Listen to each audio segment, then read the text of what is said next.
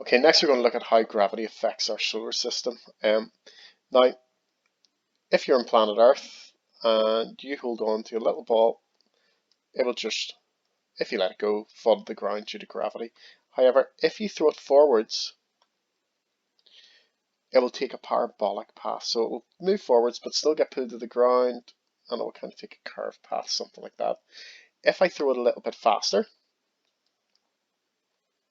it'll go a little bit further, and the curve will be less, but it'll have a larger radius. It'll be less of a tight curve. If I was to throw that ball fast enough, we have to then begin to remember Earth itself is curved, and it might go something like this.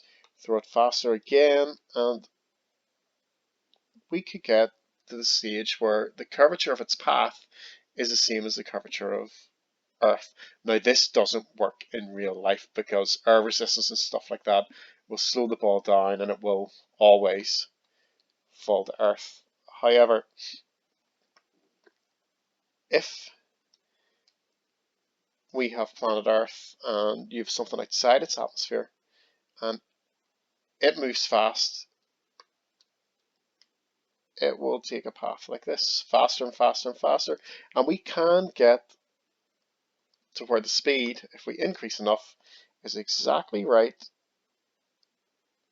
that it will follow a circular path, an orbital path. And what that means is it will continue going on like that forever, because there's no air resistance up there to slow it down, so it will just circle and circle and circle planet Earth. And it's gravity that is working to make it change direction. But if you notice, that force is towards the center of Earth. It's not forwards, so it doesn't speed it up. It's not backwards, so it doesn't slow it down. It just changes the direction and makes it move in this orbital path. And it's that gravity that keeps satellites in orbit. It's that gravity that keeps the moon in orbit around Earth.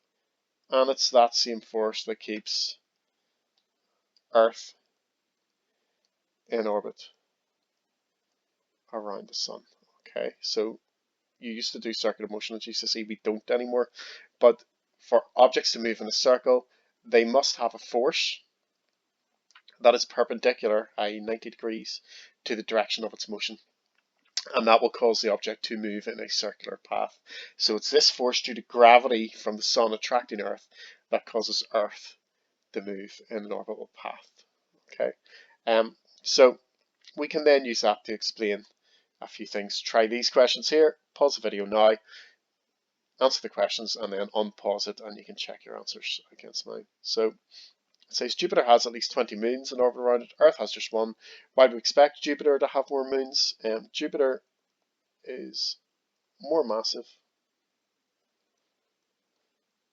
and therefore has a stronger gravitational pull, so it will be able to keep more objects, bigger objects, faster objects in orbit around it. Diagram shows the comet's journey around the sun. The comet is shown in 4 positions.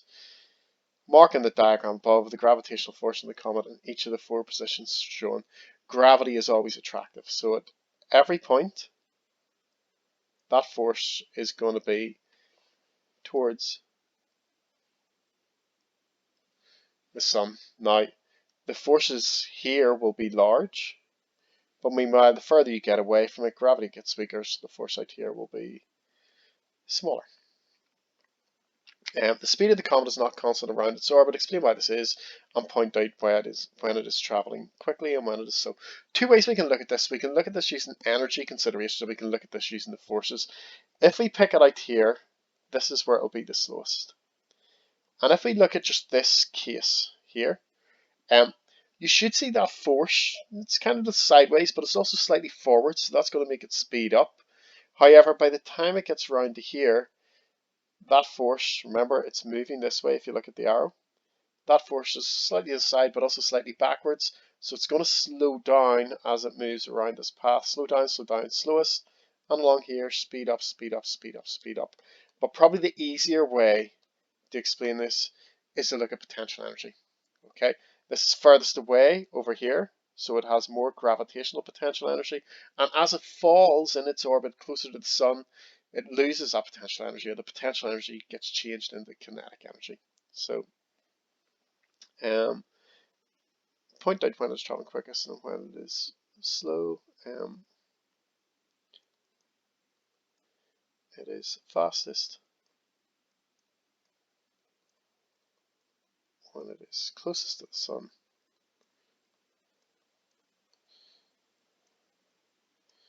As the gravitational potential energy gets changed into kinetic energy. Neptune has the longest year of any planet, 165 years. Give 2 reasons why Neptune's year is the longest. It has the furthest, or really longest, we should go with path.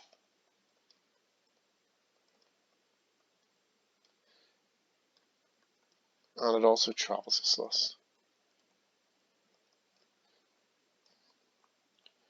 Gravity's very weak out there, so if it travelled fast, it would be able to escape the sun's pull altogether. So it needs to go quite slow, so that even that weak gravity is enough to pull it in a circular path.